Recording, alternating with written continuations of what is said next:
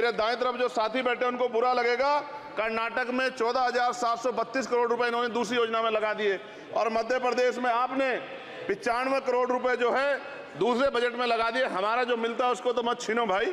MSP की legal guarantee कोई बात नहीं हुई है। किसानों को जो 6,000 रुपए मिलते हैं उसको बढ़ा के 12,000 रुपए करना चाहिए, और फसल बीमा जो है उसका सारा प्रीमियम सरकार भरे, किसानों पे बोझ ना लगे। रिजर्वेशन ही प्रमोशन में लागू नहीं किया गया, पुरानी पेंशन को बहाल नहीं किया गया, इस पर चर्चा नहीं हुई। देश में मनरेगा समेत न्यूनतम मजदूरी की दर 700 रुपए होनी चाहिए। समान काम समान वेतन पॉलिसी लागू होनी चाहिए। जो रसोई की चिंता करते हुए 500 रुपए प्रति सिलेंडर से ज्यादा के दाम नहीं होने चाहिए, जो महिलाओं को राहत मिल सके। बिजली के दामों में भी कमी होनी चाहिए। बेरोजगार युवाओं को 5,000 रुपए भत्ता मिलना चाहिए, जो बेरोजगार युवा जो है अपनी पढ़ाई या अपना खर्चा उठा सके। मैं अपने क्षेत्र के विषय में महोदय आपसे कहना चाहता हूं कि पश्चिम यूपी में नगीना में एक एम्स बनना चाहिए, एक IIT बननी चाहिए, एक IIM बनना चाहिए। नगीना लोकसभा में उद्योग धंधे लगने चाहिए। नगीना की कताई मिल जो है उसको पुनः शुरू कराना चाहिए।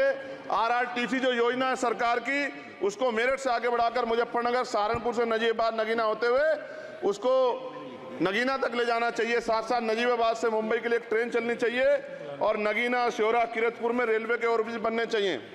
सभापति महोदय, सामाजिक न्याय मंत्रालय को 13,000 करोड़ रुपए दिए गए, और जनजाति कार्य मंत्रालय को 13,000 करोड़ रुपए दिए, कुल 26,000 करोड़ रुपए, जो कुल बजट 48.20 लाख का लगभग 0.54% है। जबकि हमारी संख्या 25% से ज्यादा SC ST की और बहुजन समाज की मिलाओगे तो 85% से ज्यादा है। और हमारे विकास के लिए सरकार 1% पैसा खर्च कर रही है, जो मिलना हमें चाहिए, जबकि मिलना हमें 25% चाहिए। ये ऊंट के मुंह में जीरे के समान है, कहावत हमने बहुत दिन सुनी थी। पिछले लंबे समय से हमारे साथ धोखा हो रहा है, लेकिन अब ये नहीं चलेगा। चंद लोगों की तराजू से देश के संसाधन नहीं बटेंगे। इस देश का बहुजन समाज बर्दाश्त नहीं करेगा। संसाधन का बंटवारा संख्या के आधार पे होगा। माननीय काशीराम साहब नारा लगाए थे, ना तो वोट हमारा राज तुम्हारा चलेगा, और आज हम कह रहे हैं ना ही वोट हमारा और नोट तुम्हारा चलेगा। इस बात का भी ध्यान जो है सरकारों को देना पड़ेगा। आपके माध्यम से सरकार से मेरी एक मांग है, सरकार इस योजना का लाभ भी अपने आप ले ले, सरह भी ले ले, कि 1 लाख रुपए सालाना बहुजन समाज के अत्यंत गरीब परिवारों को दे।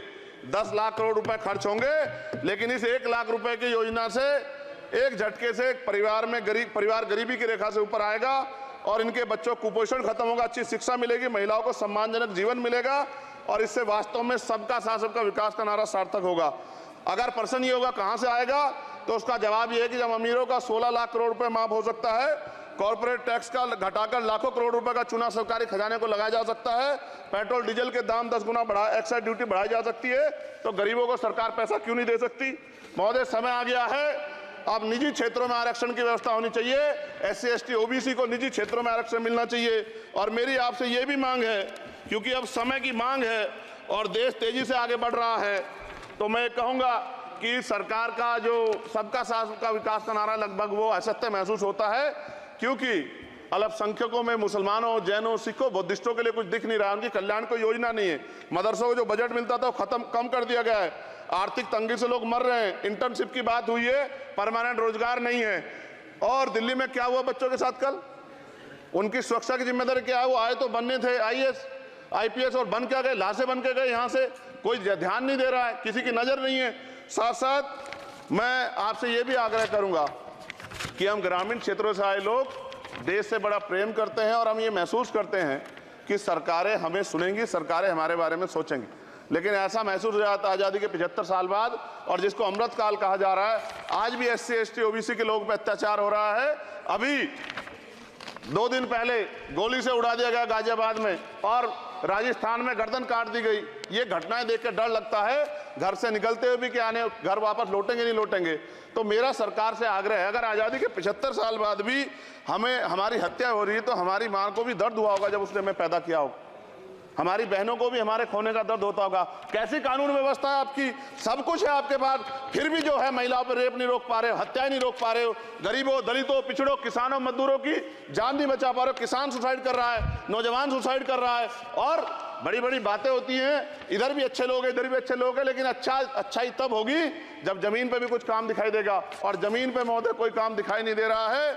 जब कोई योजना की बात आती है तो सरकार हमसे मुंह मोड़ लेती है। आप बताइए, एजुकेशन का बजट कम कर दिया, हेल्थ का बजट कम कर दिया। मैं अपने क्षेत्र में गया तो आप विश्वास कीजिए, डॉक्टर नहीं है, स्कूल में मास्टर नहीं है, और कोई भर्ती ऐसी नहीं जिसका पेपर लीक नहीं होता है। तो देश किस तरफ जा रहा है और इसमें नौजवानों का भविष्य क्या है, उसके बारे में हमें चिंता करनी चाहिए। और अंत में अपनी बात को खत्म करते हुए मेरा आपसे आग्रह और आपके माध्यम सरकार से आग्रह है कि यहाँ बाहर बाबा साहब अम्बेडकर की मूर्ति लगी हुई थी एक, वो करोड़ों लोगों की आस्था से जुड़ा विषय है, और आप विश्वास करो इतना गुस्सा है उसको लेके, मेरी आपके माध्यम से मैं हाथ जोड़ता नहीं हूं, लेकिन मैं हाथ जोड़ के आपसे आग्रह कर रहा हूं कि प्रधानमंत्री जी, सरकार से हमारी आग्रह कि वो अम्बेडकर वादियों के सम्मान का ध्यान रखते हुए, उनके जो है दिल की पीड़ा को समझते हुए, उनके दर्द का ध्यान रखते हुए उस मूर्ति को पुनः स्थापित करा दीजिए। अगर इसमें कोई राजनीतिक कारण अलग बात है, लेकिन मैं कंक्लूड कर रहा हूं, मगर मैं आपसे कहना चाहता हूं इसमें बहुत गुस्सा है। जिस दिन अम्बेडकरवादी गुस्सा हो जाएगा, वो फिर इस सरकार को जो 24 में आ गई है, वो आने वाले चुनाव में ऐसा सबक सिखाएगा कि दोबारा पलट के नहीं देख पाओगे।